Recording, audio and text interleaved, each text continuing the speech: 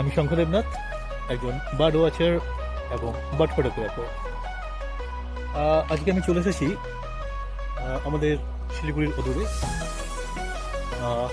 এটি একটি ফল বাগান একটি। তো এখানে আমি এসেছি আজকে বেশ কিছু পাখি দেখতে। আমার এক ছাত্র সে খবর দিয়েছে যে এখানে বেশ কিছু কমন হক পাখি রয়েছে, আর বলছে মোনার্ক দেখতে পেয়েছে। তো ওই জন্য এসেছি আমি দেখতে, আর যদি পাই হ্যাঁ কিছু ছবি তুলে নেবো, তো সেই জন্য আসা।